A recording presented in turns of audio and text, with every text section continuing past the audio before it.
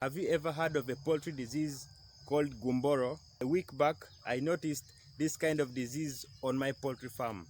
And guys, I think it was the hardest times of my life on this poultry farm. This disease attacked my birds, and my birds died in big numbers, guys. I lost very many birds, and these were the young chicks, the chicks that I hatched this month. I lost very many of them, almost half of the birds, just because of this Gumboro disease. And I'm going to be telling you how this disease came into my poultry farm. Much as I had strict biosecurity measures on my poultry farm, I washed all my drinkers every day. I give fresh feeds to my birds every day. This disease still maneuvered and then came into my poultry farm. Some of you who may not know, Gumboro is one of the deadliest poultry diseases in poultry. Deadliest. And if it comes to your farm, its mortality rate is up to 80%. Meaning that if you are having, let me say, 100 birds, you may lose 80 birds just because of this disease. And the remaining 20 will just remain just because of luck. It is deadly. The disease is deadly, guys. And this disease is caused by a virus called avibina virus, which some people call it in short IBDV. And it usually attacks the immune system of the young chicks. Like I told you, this disease only affected the young chicks that I was having on the farm, not the older ones. Because the older ones, have vaccinated them against this kind of disease. Meaning that the disease can catch the birds, but the chances are very, very low. But the younger ones, I didn't vaccinate them for some reasons, which I'll also tell you in today's video. This month was actually a good month for me because I was expecting over 100 chicks just in this month. And it was actually a month to smile to me. But unfortunately, a disease broke up on my poultry farm and then killed half of the birds that I was expecting to make my farm grow very fast. And guys, it was something terrible. Terrible indeed. It wasn't good. It was the worst weeks of my life.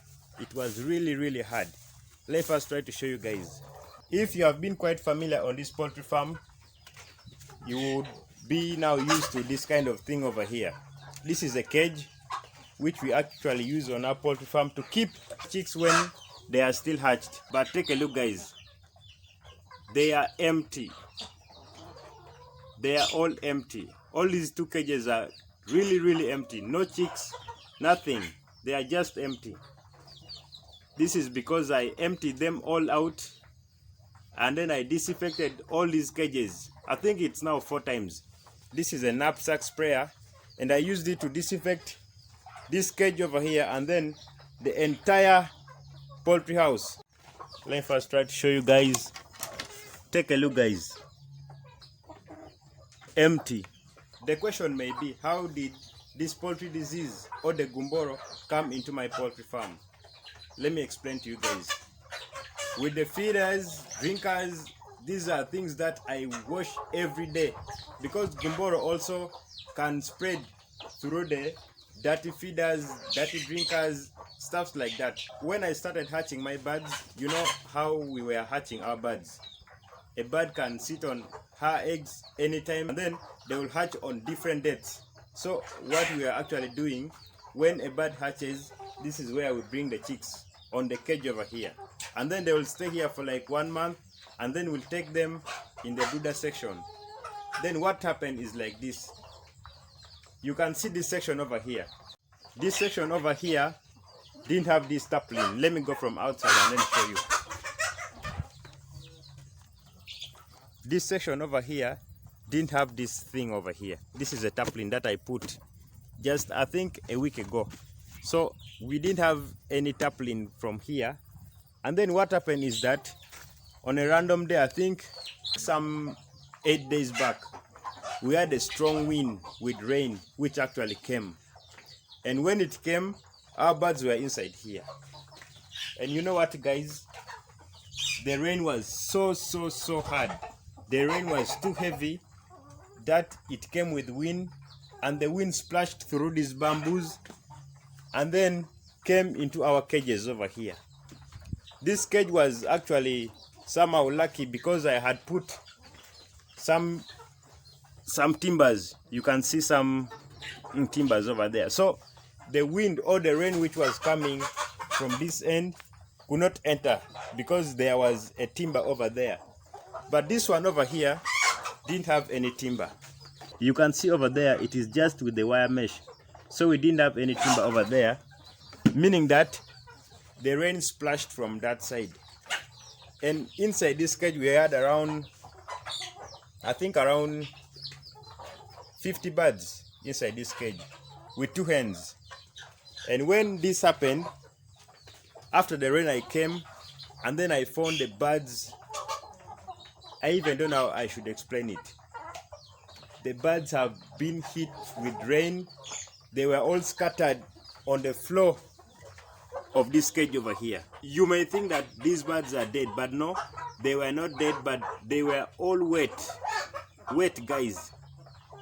All of them were scattered down. And then somewhere here we had some birds which were also wet, but not as much as these birds were. So what I did is that I started looking for another source of heat. So we actually made another source of heat and then we provided them with the heat. But we lost about 4 birds in the process. Then that one also went. After 2 days, I came and then found 15 birds dead on a random morning. After 2 days from that rain, I found 15 birds dead inside the cages. And I was like, what could have been the problem? Because the birds were like, they were now fine because they have regained the weight, the feathers, I mean, they are now okay. So I didn't think that there was any problem from the previous rains that hit my birds. So the 15 birds were dead. The next day I had 10 birds dead. I said, this is serious. I called my vet and then I explained what was happening to my poultry farm. But it was very hard to notice what is happening with the birds because the birds were like, they were fine. They will move like very well. They don't stand still. They were okay. Then the following day, I lost 8 birds. That's when the signs of this Gumboro now came in. I noticed from other birds that they were standing still. It was like they were like wearing a coat. They could just stand and then they will eventually fall down. I called my vet again and then my vet told me to cut one bird which is almost dying. When I cut it, I found out that the liver was yellowish in color. Of course, that's a sign of Gumboro. I obviously knew that that was Gumboro which has spread into my poultry farm. And guys, to let you know, Gumboro has nothing like anything that can cure it. What we can do is only to prevent the spread. But if it is now in the birds, there is nothing else that we can do. Guys, it's a deadly disease because I witnessed it. I have first-hand experience with this kind of disease. Guys, there is nothing like any treatment for Gumboro. Nothing. There is no any solid treatment for Gumboro. Nothing. Even if you vaccinate the birds will have that immunity to fight against Gumboro, but still they will be affected. The only way that you can prevent the spread of Gumboro inside your poultry farm is by actually doing a great job in the biosecurity of your farm. The only reason that we didn't vaccinate our birds or our chicks against Gumboro is that, as you guys all know, we are doing local chicken on a free range system. And our hens over here, when they lay eggs, they sit on the eggs and then hatch the eggs. And when they hatch the eggs, they all don't hatch on the same day. You may have one like today, another bird can hatch like after 4 days, and another bird after 1 week, just like that. So it will be very difficult for us to vaccinate these birds. So I personally knew that this would come. That's why I remember telling you that from this month onwards, we are no longer going to be hatching our chicks on this way. What we are going to be doing is that we are going to be using a method called the synchronized hatching, whereby we will be putting like 5 hens to actually sit on the eggs on the same day, and then we will expect them to hatch on the same day too. That way, vaccinating the birds will be very easy. That's why we didn't vaccinate our birds, and that's how this disease attacked the birds as well. This should be like a learning point to some of us out there who want to start poultry farms or who wants to start keeping local chicken. First, look on how your birds will be hatching. If synchronized hatching is somehow hard to you, then you must use an incubator. Yeah, you must use an incubator. That way, vaccinating your birds will be very easy, and then second, managing the birds also will be very easy. But otherwise, if the disease spreads into your poultry farm, there is nothing else you can do. But we didn't stop there, because these are birds. These are our investments. We invested lots of money in these birds, and of course we should look for solutions to actually make these birds survive. We had plan B. That's why I normally tell you guys that you must have a sick bay inside your poultry farm. This helps in times like these ones.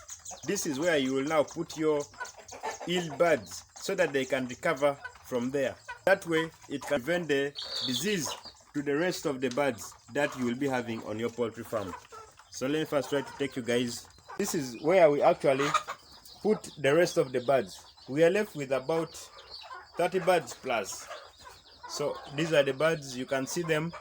I separated them yesterday, and we had none of them died. They are all good, doing healthy. Though we have had other things like other preventing measures which we are actually enforcing to let these birds stay stronger and then healthier. Basically, that's how Gumboro spread into my poultry farm. First is my poultry structure. My poultry structure wasn't built all that okay. Like I told you guys, on our channel, we are not here to only share our success. No, that's not the purpose of this channel. On this channel, we are actually to give you solutions to the problems that we face in the poultry business, that when you are to start your poultry farm, you will not encounter the same mistakes that we have made. These are mistakes that should make you stronger. In any kind of business, there are also ups and then downs. These are the ups of poultry farming. But when you master the things very well, it will be very easy for you to do this poultry thing. The structure, we had some problems with the structure. So I'll actually make a video in my third video from now about how you should construct your poultry structure. That way it can help so many things connected to poultry diseases. I personally, I am not all that confused, because this is what happens with the businesses. This is what happens with businesses. But you should stick on the channel, because things like this can also affect you at one point or the other. But when you understand how you can prevent these things, it will help you so much. In my next video, I'll be showing you guys how we can prevent the spread of Gumboro in our poultry farms, and as well the treatment for Gumboro. Like I told you guys, we have now shift in our plan B of now treating our birds against Gumboro. And yes, it is working. None of them which died today, which means that the plan B which we are using for treating our birds is working really, really well. In my next video, I'll be showing you what we are actually giving our birds to let them have zero death against the Gumboro which has spread onto our poultry farm. And if you haven't yet subscribed to the channel, do me a favor, subscribe to the channel. That way you can get anything that you want to know about poultry keeping. Thanks for watching. See you in my next video. Bye bye.